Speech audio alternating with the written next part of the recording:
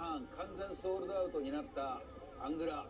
いや実はねこれ活動休止っていうニュースがね出た時にね、これ日本公演絶対その前にやらせた方がいいなっていうんで活動休止時期をちょっとずらしたんだと思うんだけども、なんとかね日本のプロモーターがスケジュールを抑えて透明版でコンサートやったんですよ。しかもですよ、私だけではなく今テレビをご覧の皆さんも同じ意見だと思うんだけど、彼らの最高傑作はテンプル・オブ・シャドウズ、2004年かなのアルバムですよね。当時はダン・ブラウンのダ・ヴィンチコードなんかが流行っていた時代で、テンプル騎士団の活躍なんてのがいろいろとですね雑誌とかメディアなどで騒がれていたそんな時代です。完全再現をやりましたよ。さあそれではラファエル・ビッテンコートが活動休止の理由などを語ってくれます。ご覧ください。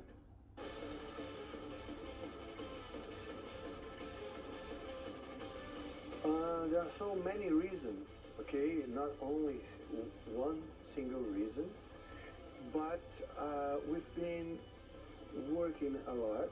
We've done a album that took us a lot of work, Cycles of Pain. Then we started a acoustic production for the live recording and then touring.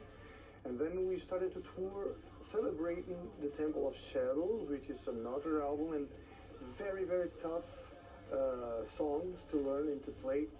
And inside the band, we started to be very tired and stressed.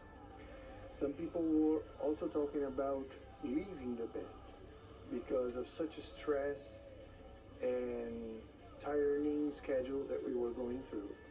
So I thought it was better to plan a hiatus than to keep pushing to a point where people or the members would want to leave the band, or you know, to start tension inside the band.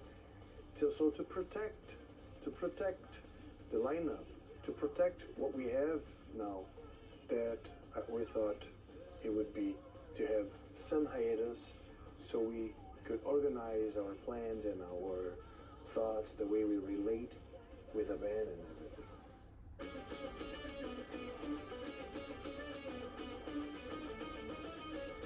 Yeah, I think it was a huge achievement, musical achievement for us. It is the second album with the second lineup. When me and Kiko, we were writing a lot of songs together. We had a very good symphony, and our musicianship were very developed at that point, very well developed, and we do it very nice together. We work it's very smooth to work with Kiko. So I think we have achieved a very high level of songwriting. I think it was in 2004, also for power metal and symphonic metal was a good moment. Other bands such as Rhapsody and Stratovarius and other power melodic metal bands were the whole metal scene was very, very rich. So I think that also helped. So it became like a milestone, right, for our career, and people will always remember that as a very significant point for us. So for us, it's also important to celebrate it because of all the memories, you know, because of the respect to our legacy, and it will always be a challenge for everyone to play the songs, which are very hard to perform.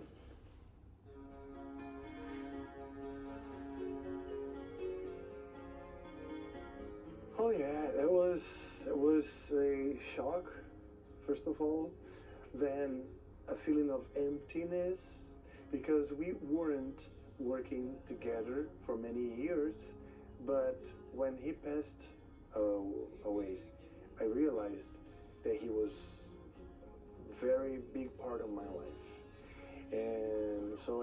felt very, very sad. And right after his death came the pandemics.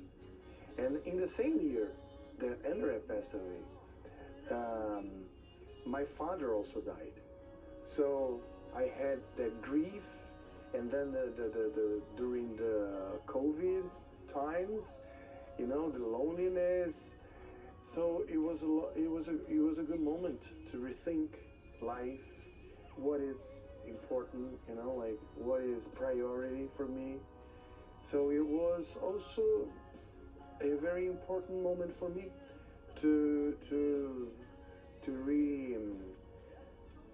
reconsider, you know, many things about the way I see my life, my career, everything.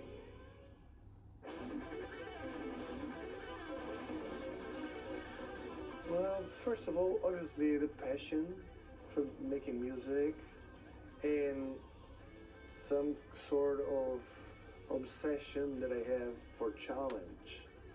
I never choose the easy path. I always choose the more challenging path. And yeah, overcoming crisis became kind of my hobby. So it became very frequent in my life. So it's like I need to do it. Now I need to do it. You know, when things become difficult, something inside me burns and grows, and I need to fight even harder.